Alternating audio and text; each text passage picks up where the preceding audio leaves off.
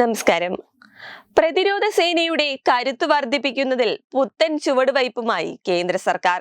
Rafale യുദ്ധ വിമാന ഇടപാടുമായി ബന്ധപ്പെട്ട് ഇന്ത്യ ഫ്രാൻസ് രണ്ടാം ഘട്ട ചർച്ചകൾ ആരംഭിച്ചിരിക്കുകയാണ്.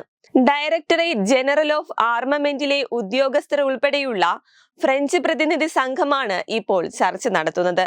50,000 കോടിയുടെ ഇടപാടിലൂടെ ഇന്ത്യൻ വ്യോമസേനയ്ക്ക് 26 റഫേൽ യുദ്ധവിമാനങ്ങളാകും രണ്ടാം ഘട്ടത്തിൽ ലഭിക്കുക. അതേസമയം ഇന്നലെ ആരംഭിച്ച ചർച്ചകൾ 10 ദിവസത്തോളം നീളുമെന്നാണ് പ്രതിരോധ വൃത്തങ്ങൾ നൽകുന്ന വിവരം. പ്രത്യേക ലാൻഡിംഗ് ഗിയർ ഉൾപ്പെടെ സമുദ്രത്തിലെ പ്രവർത്തനങ്ങൾ സുഗമമാക്കും വിധത്തിലുള്ള യുദ്ധവിമാനമാണ് ഇന്ത്യ ആവശ്യപ്പെട്ടിരിക്കുന്നത്. തദ്ദേശീയ ആയുധങ്ങളും അവയുടെ സവിശേഷതകളെയും ഉൾപ്പെടുത്തിയാകും ഫ്രാൻസ് ഭാരതത്തിനായി യുദ്ധവിമാനം തയ്യാറാക്കി നൽകുക. Astra air to air missile, landing ഉപകരണങ്ങൾ, മറ്റ് അനുബന്ധ ഉപകരണങ്ങൾ പോലുള്ള ഇന്ത്യൻ ആയുധങ്ങളുടെ സംയോജനം ഉൾക്കൊള്ളുന്ന സമഗ്രമായ പാക്കേജാണ് ഫ്രഞ്ച് ഓഫറിലുള്ളത്. പരീക്ഷണ വേളയിൽ ഇന്ത്യൻ വിമാനവാഹിനി കപ്പലുകളിൽ നിന്ന് റഫേൽ വിമാനത്തിന്റെ ലാൻഡിങ്ങും ടേക്ക് ഓഫും ഫ്രഞ്ച് വിഭാഗം പ്രദർശിപ്പിച്ചിരുന്നെങ്കിലും തത്സമയ പ്രകടനത്തിനായി മറ്റ് ചില ഉപകരണങ്ങൾ ഉപയോഗിക്കേണ്ടി വരും. അതും പാക്കേജിന്റെ ഭാഗമാകുമെന്ന് ബന്ധപ്പെട്ട വൃത്തങ്ങൾ അറിയിച്ചിട്ടുണ്ട്. അതേസമയം ഭാരതീയ നാവികസേനയ്ക്കാകും റഫേൽ യുദ്ധ വിമാനം നൽകുക.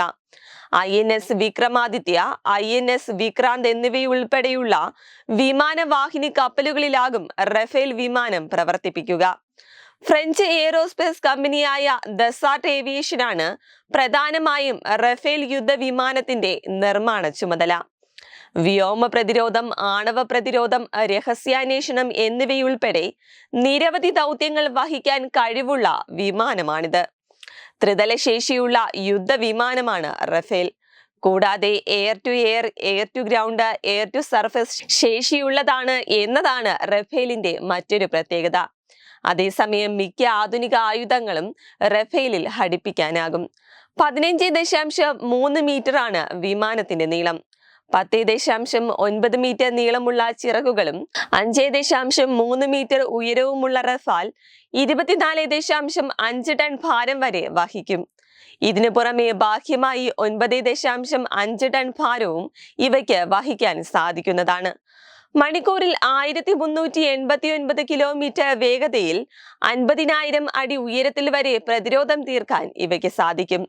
ഒപ്പം രാത്രിയും പകലും ഒരുപോലെ ആക്രമണം നടത്താനുള്ള ശേഷിയും റഫാലിനുണ്ട്. ലിബിയയിലും സിറിയയിലും ആക്രമണം നടത്താൻ ഫ്രാൻസ് ഉപയോഗിച്ചതും ഇതേ റഫാൽ തന്നെയായിരുന്നു.